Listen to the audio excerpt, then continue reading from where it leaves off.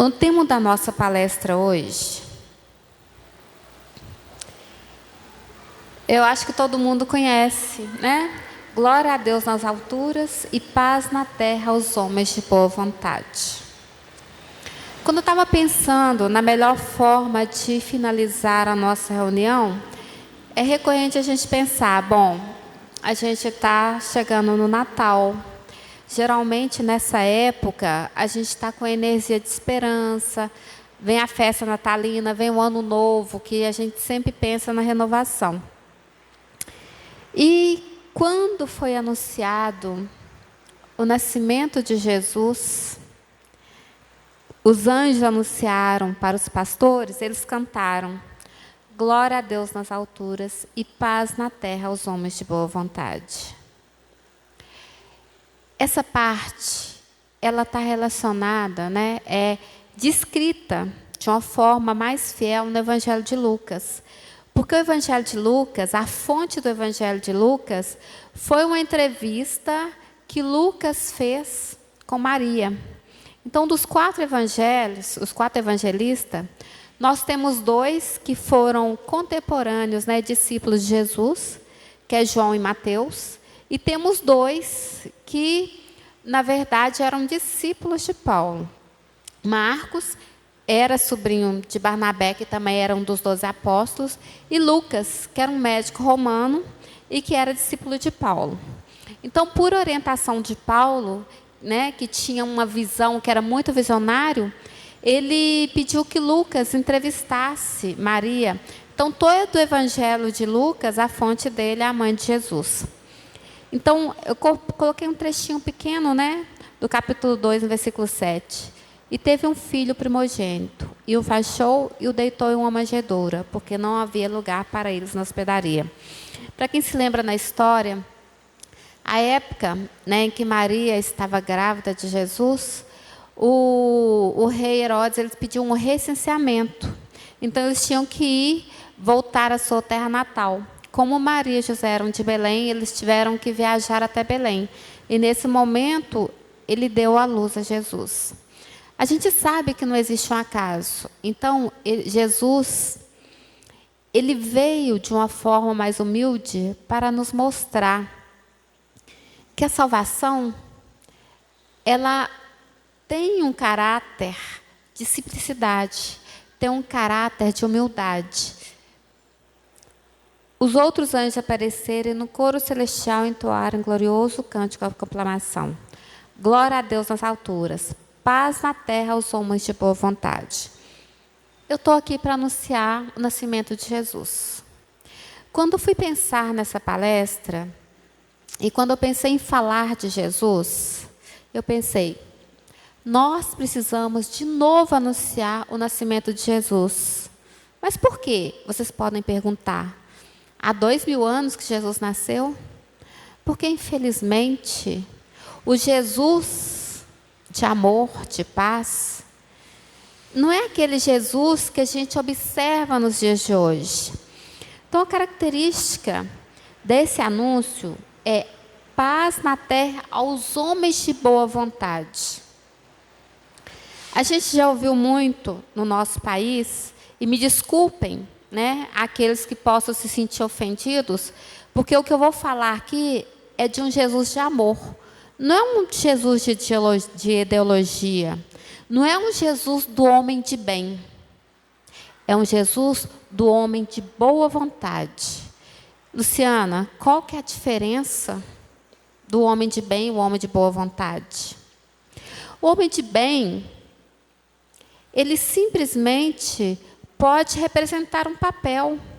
E o homem de bem, esse homem de bem que é tão falado, ele representa crenças que são totalmente contrárias àquilo que o Cristo pregou. O homem de bem do Evangelho é um homem de amor, é um homem de caridade, é um homem de tolerância. O homem de bem da atualidade não representa esse homem. O homem de boa vontade representa todos nós. Por que boa vontade? Porque quando você fala do homem de bem, você pensa também um homem que tem uma característica mais próxima da perfeição. Nós estamos muito longe dessa perfeição. A nossa característica é de homens de boa vontade, porque eu tenho uma vontade infinita de fazer o bem, de aprender, de crescer, de melhorar, de progredir. Então, essa é a característica do homem de boa vontade. É aquele que está aberto ao novo, é aquele que está aberto às coisas boas. Eu tenho boa vontade para aprender. Eu tenho uma predisposição para aceitar o que é bom, o que é belo, o que é puro. Nós temos uma imagem, né, de Jesus. E eu estou falando dessa imagem humana, né? Existe uma palavra um pouquinho difícil que chama antropocentrismo. O que significa isso? É quando o homem está no centro de tudo. Então, nós temos uma tendência ainda de pensar no próprio Deus dessa forma, essa imagem antropocêntrica. A imagem que se tem de Jesus, que é disseminada, é essa aqui. É uma imagem, né, segundo as ciências, né, a antropologia, é uma imagem eurocêntrica. Esse é o Jesus que representa tudo que foi deturpado, a sua própria palavra. Então, vamos contextualizar um pouquinho na história. No século III, depois de Cristo, o Império Romano transformou o cristianismo, modificou, então pegou parte do que era a crença cristã e transformou na Igreja Católica Apostólica Romana, que se transformou a religião oficial de Roma. Então, essa religião das igrejas como a gente conhece, essa religião que tem essas personificações muito fortes do catolicismo, foram, vamos dizer assim, algo extraído das religiões pagãs, né? Então, essa transformação tirou a principal característica de Jesus, que era um Deus de amor, representando um Deus de amor, um Deus de perdão, para um Deus combativo. É aquele Deus que, ao longo da história, se transformou desculpas para guerras como a cruzada, desculpa para a caça às bruxas, como foi o momento, no tempo, lá na Idade Média, em que todos aqueles eram contrários, e a Inquisição ia lá, matava, queimava nas fogueiras. Esse Jesus, do outro lado, que é uma imagem que a própria ciência imagina como seria o que estaria, vamos dizer assim, em termos de etnia, o mais correto. Por quê? Porque Jesus nasceu na Palestina. Ele era judeu. E a característica, né, étnica do povo da Palestina é uma pele morena, né, geralmente um cabelo curto na época, uma barba rala. Aqui nós temos a descrição de Jesus feita pelo senador Públio Lentulus. Na verdade, a Bíblia não dá uma descrição física de Jesus, né? E essa descrição, ela está no livro há 2000 anos, psicografado por Chico Xavier, mas também é um documento que foi achado, documento histórico que foi achado entre os pertences de um duque italiano.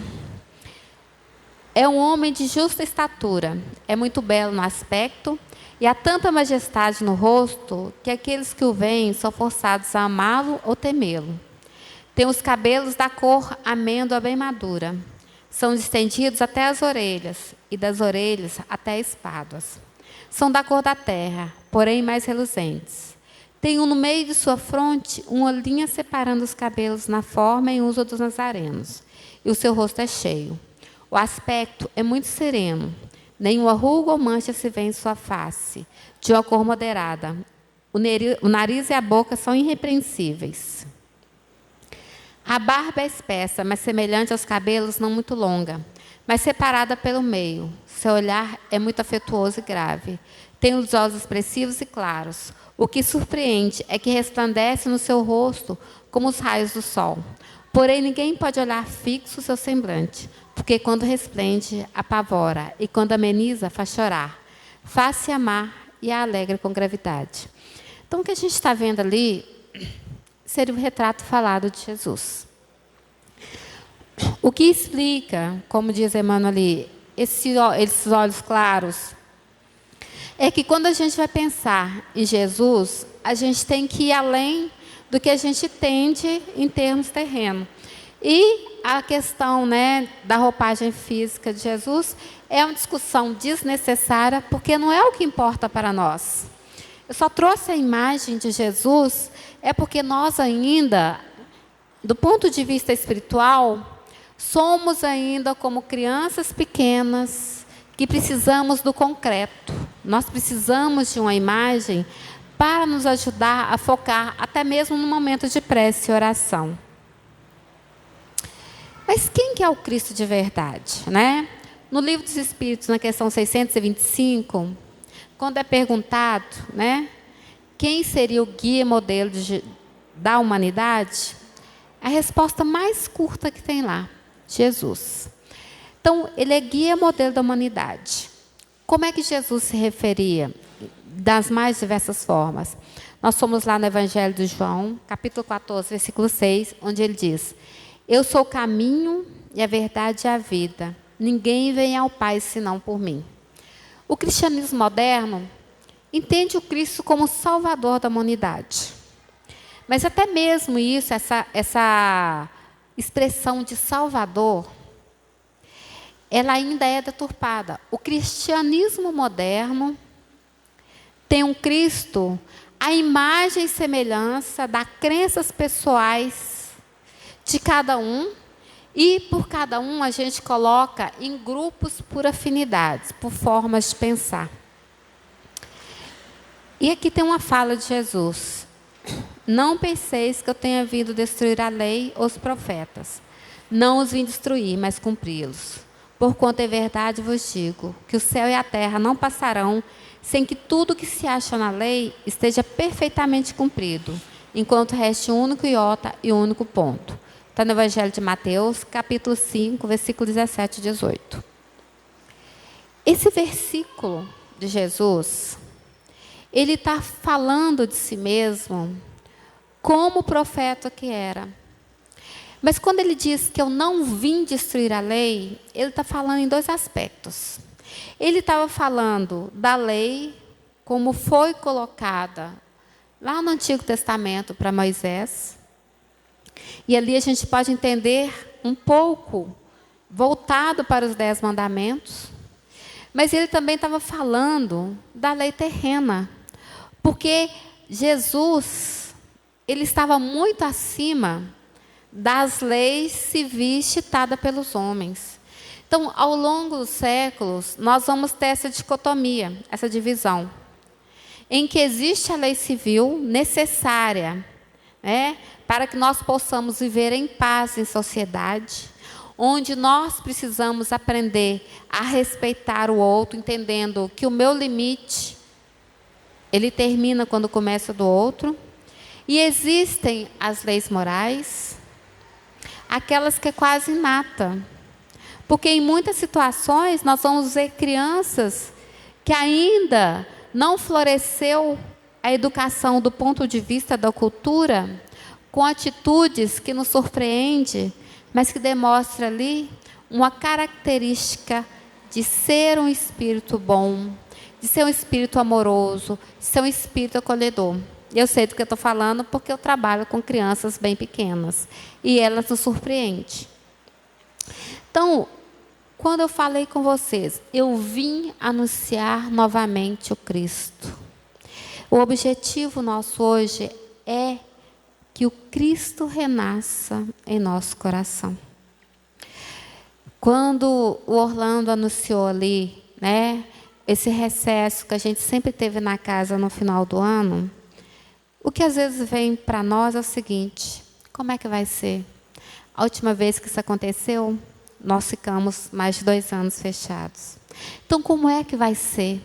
Como é que eu vou fazer se a casa não puder voltar nessa data que é o nosso desejo, e Deus queira, vai se concretizar? Como que eu vou fazer? Não tem como eu vim passar uma mensagem que vai fortalecer para vocês aquela fé da frase de Pai Tomé? Sem eu anunciar de novo o Cristo. Não esse Cristo dos dias de hoje, combativo. Não esse Cristo que já foi falado, que se viesse hoje, viria munido de armas. Ah, mas o Cristo é o amor. Não é esse Cristo que é defendido, infelizmente, por algumas pessoas que acreditam numa religião sectária, numa religião que divide, numa religião de preconceito. O Cristo, depois que ele foi crucificado e ressuscitou, a personagem da história que ele escolheu para anunciar a sua ressurreição era uma mulher que até os seus discípulos custaram aceitar, porque era entendida como uma mulher de má vida. Era uma mulher muito bela, era uma mulher que tinha um poder político, não acha que não tinha, mas tinha. Maria Madalena tinha poder político, porque ela transitava nas altas esferas da sociedade. Mas era considerada uma mulher de má vida, né? A prostituta, a cortesã. Mas era uma mulher que tinha uma ânsia de amar. Mas que ainda não sabia, assim como nós não sabemos, o que é esse verdadeiro amor. Porque é isso que o Cristo nos trouxe. Uma mensagem de amor. Então, esse Cristo que eu estou anunciando aqui, esse Cristo que eu estou trazendo de volta, esse Cristo que deve renascer na manjedoura dos nossos corações nesse Natal, não é um Cristo sectário, não é um Cristo para poucos, é um Cristo para a humanidade. Não importa se a humanidade em peso não acredita no Cristo, se a humanidade em peso não vai receber esse adjetivo de cristão, porque em muitas situações isso não passa de um adjetivo. É um adjetivo que representa uma minoria, não representa a maioria. A maioria dos cristãos talvez não esteja dentro de uma igreja evangélica ou católica ou uma casa espírita cristã. Talvez esteja lá num templo budista. Talvez esteja lá numa sinagoga. Talvez esteja lá num terreiro de umbanda, de candomblé, de quimbanda. Talvez esteja lá numa casa de Seixanoê. Não importa. Porque o verdadeiro cristão não é aquele que bate no peito e fala, eu sou cristão. O verdadeiro cristão é aquele que vive o Evangelho de Jesus. Por isso, nós precisamos resgatar esse Jesus. Esse Jesus lá do princípio, que traz uma mensagem de amor. Dentro da doutrina espírita, nós entendemos que houveram 3 revelações. A primeira foi trazida por Moisés. E Moisés, ele representa a justiça. É a lei de talião, olho por olho, dente por dente. Na verdade, Moisés é a representação da lei de causa e efeito. E quando, voltando lá atrás, eu falei para vocês, mostrando o Evangelho de Jesus, quando ele diz que o céu e a terra não passarão, até que o último tio será cobrado, nós estamos falando dessa lei de justiça, da lei de causa e efeito. É quando eu tenho que me reconciliar com o meu eu divino. E eu só vou reconciliar com o meu eu divino a partir do momento que eu vou entender que a mensagem de Jesus é uma mensagem de perdão. E que essa mensagem é que vai me trazer a paz. E estando em paz, eu vou estar reconciliando com as leis morais de Deus.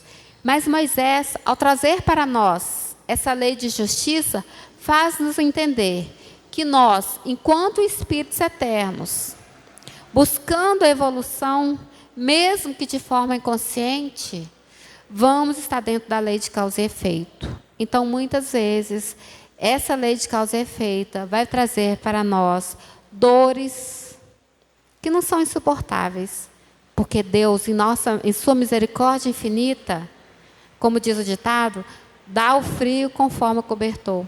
Então, Deus, na sua misericórdia, vai nos colocar diante de situações que, por mais nos tragam dor, nós seremos fortes o suficiente para passar por elas. E aí nós temos Jesus. O que Jesus traz para nós? A segunda revelação, que é a lei de amor. Porque eu não preciso sofrer para me reconciliar com as leis morais divinas. Não, eu só preciso amar.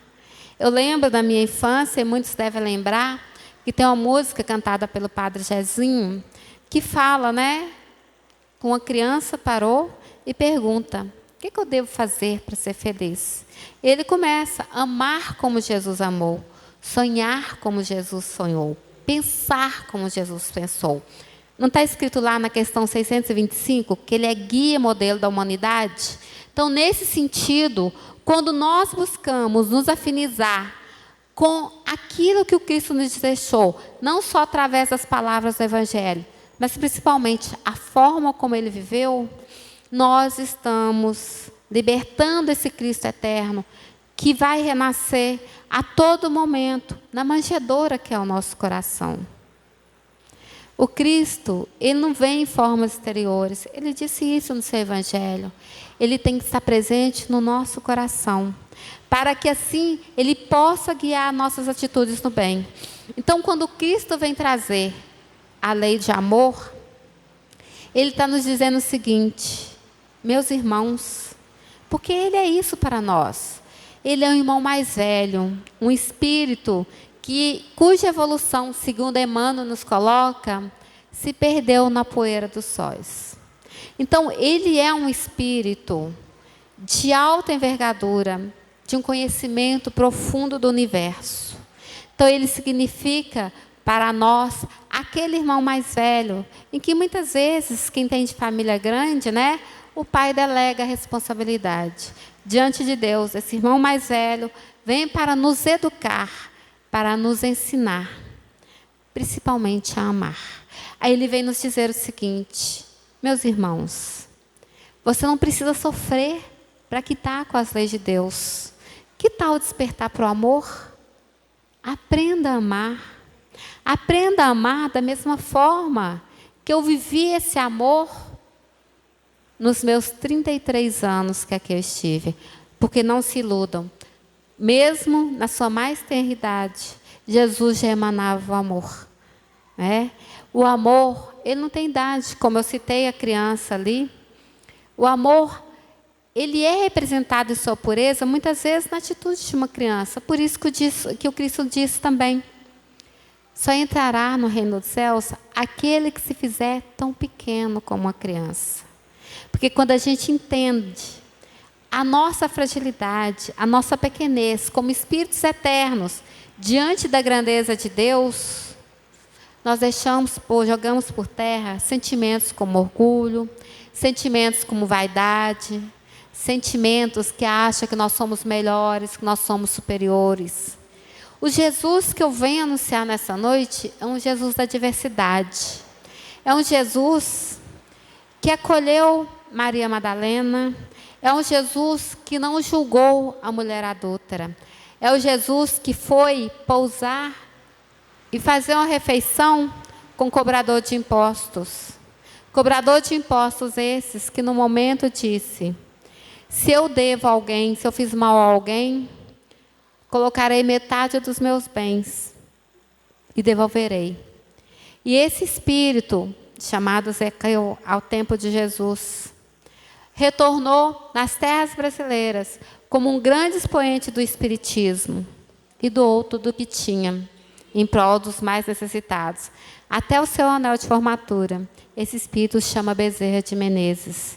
E como Bezerra de Menezes, como Emmanuel e vários outros, não só dentro da doutrina espírita, mas nessa diversidade religiosa que nós temos, e muitas vezes até aqueles que não abraçam nenhum tipo de religião, mas que através do comportamento vem para nós exemplificar o que é o amor de Jesus, nós temos vários sirineus para nos ajudar a carregar a nossa cruz.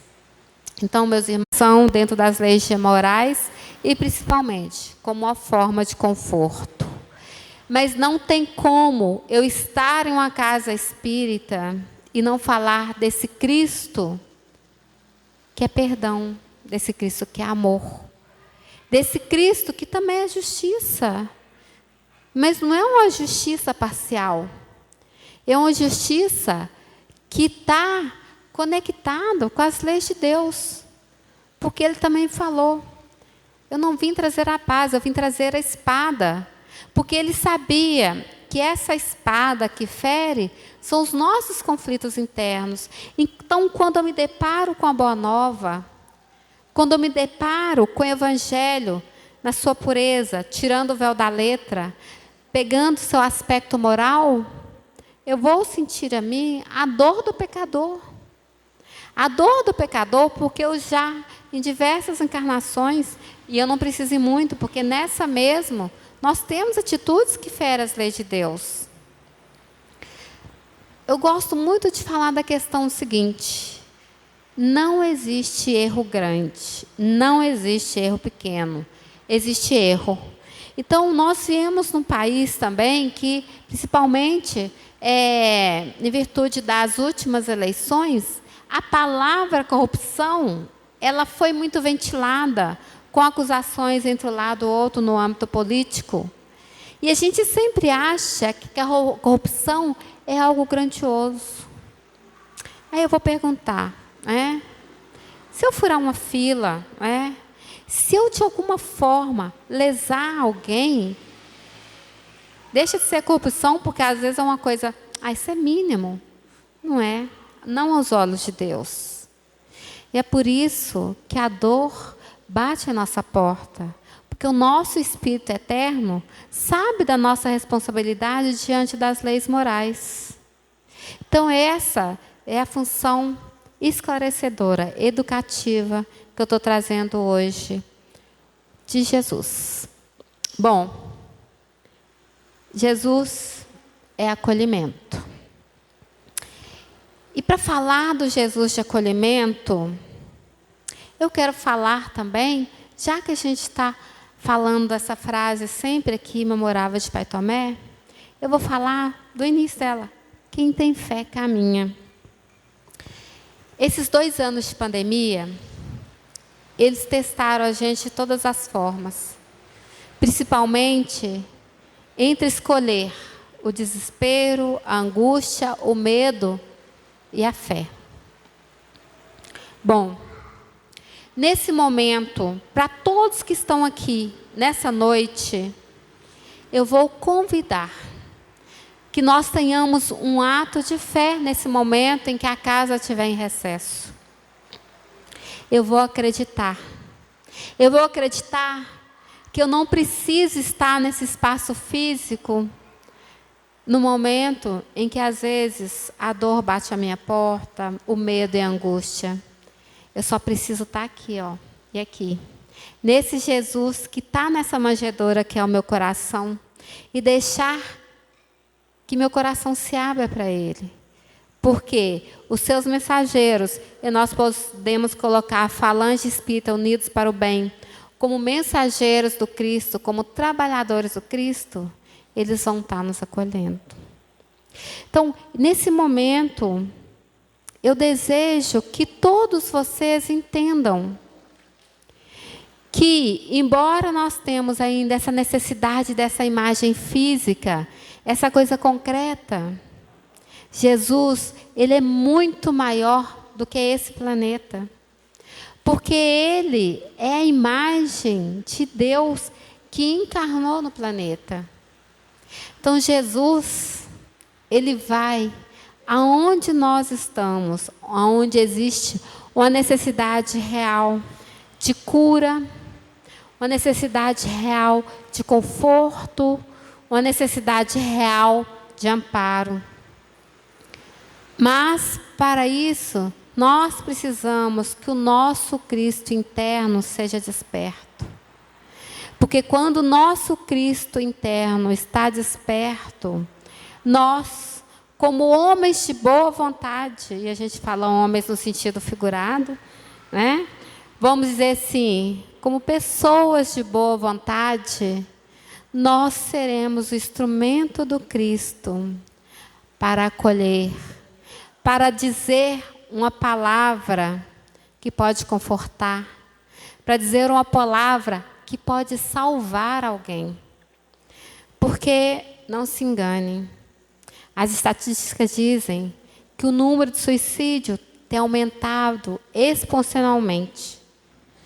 E, principalmente, entre os mais jovens, inclusive crianças. Então, isso é algo que nós precisamos despertar para perceber a dor do nosso próximo. E eu não posso entrar numa casa espírita e sair da mesma forma, não. Porque o espiritismo, ele vem para nos despertar para a verdade do Cristo. Ele vem tirar o véu da letra. E é aí que nós vamos chegar na terceira revelação. Porque ele prometeu lá um consolador. E esse consolador, para nós espíritas, é a doutrina dos espíritos. E por que ele é consolador? Porque ele representa a verdade. A terceira revelação é a verdade. E por que ela é a verdade?